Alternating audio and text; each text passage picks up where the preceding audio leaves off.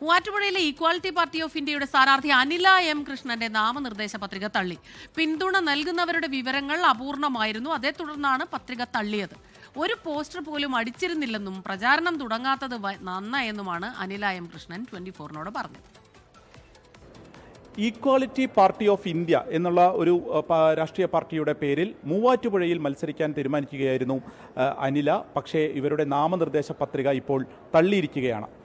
ഇത് എന്താണ് സംഭവിച്ചത്? ഈ രാഷ്ട്രീയ പാർട്ടി ഇത് കുറേ കാലമായിട്ടുണ്ടോ? ഇപ്പോൾ പുതിയതായിട്ട് വന്ന പാർട്ടിയാണ് ഈക്വാലിറ്റി പാർട്ടി ഓഫ് ഇന്ത്യ എന്ന് പറഞ്ഞിട്ട്. അതിൻ്റെ ഒരു സപ്പോർട്ടോട് കൂടിയാണ് മൂവാറ്റുപുഴ. ഞാൻ ആദ്യമായിട്ടാണ് ഐമ എന്ന് പറയുന്ന ഒരു കലാസംഘടനയുടെ ഇന്ത്യ മൊത്തമുള്ള 1500ഓളം വരുന്ന കലാസംഘടനയുടെ ഫൗണ്ടറാണ് ഞാൻ.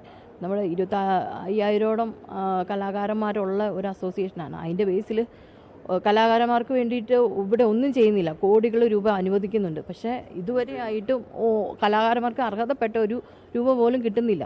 നിങ്ങളുടെ ഈ നാമനിർദ്ദേശ പത്രിക തള്ളാൻ എന്താണ് കാരണമായിട്ട് പറയുന്നത്? കാരണം എന്താണെന്ന് ചോദിച്ചാൽ, നമ്മൾ പാർട്ടിയുടെ ബേസിൽ നിൽക്കുമ്പോൾ 10 പേരുടെ പേര് സപ്പോർട്ട് വേണ്ട എന്നുള്ള ഒരു ഇതിലായിരുന്നു ഞാൻ. അപ്പോൾ അവിടെ ചെന്ന് 23-ാം തീയതി രാവിലെ ചെല്ലുമ്പോഴാണ് അവർ പറയുന്നത് 10 പേര് സപ്പോർട്ട് ചെയ്യണമെന്ന് പറഞ്ഞത്.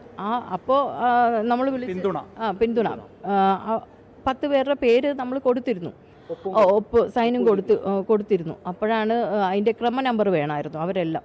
ഈ 2 ലക്ഷം പേരുടെ ഇത് എടുക്കാനുള്ള സമയം കിട്ടിയില്ല. ആ സമയത്ത് പോസ്റ്റർ ഒട്ടിക്കാനോ അതിനൊക്കെ നിങ്ങൾ തയ്യാറായിരുന്നോ? അല്ല, പോസ്റ്റർ ഒട്ടിക്കാൻ എല്ലാം റെഡി ആയിട്ട് ഇരിക്കുമായിരുന്നു. പക്ഷേ ഈ ഓരോ കാൻഡിഡേറ്റിൻ്റെയും സംഭവങ്ങൾ വരുമ്പോൾ അറിയാലോ, ഈ പോസ്റ്ററും കാര്യങ്ങളൊക്കെ അടിച്ചു വെച്ചിട്ട് അവസാന നിമിഷമാണ് പറയുന്നത്. അപ്പോൾ ആ ഒരു സംഭവത്തിൽ നമ്മൾ രക്ഷപ്പെട്ടു. ഒരു പോസ്റ്ററോ അല്ലെങ്കിൽ ഇങ്ങനെ നിൽക്കാൻ പോവുകയാണെന്നോ അങ്ങനെ ഒരു സംഭവങ്ങളും സോഷ്യൽ മീഡിയ വഴി ഒരു സംഭവങ്ങളും ഇല്ല. പ്രചാരണമൊന്നും കൊടുക്കാൻ നന്നായി അല്ലേ?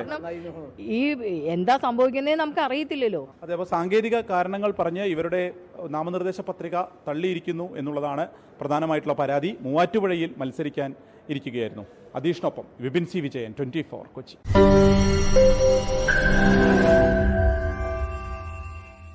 ലോകത്തെവിടെയായാലും ഏത് സമയത്തും 24 വാർത്തകളും ഓഗ്മെന്റഡ് റിയാലിറ്റി പാക്കേജുകളും എക്സ്പ്ലെയിനറുകളും വിശദമായി കാണാൻ ഞങ്ങളുടെ യൂട്യൂബ് ചാനൽ നിങ്ങൾക്ക് സബ്സ്ക്രൈബ് ചെയ്യാം.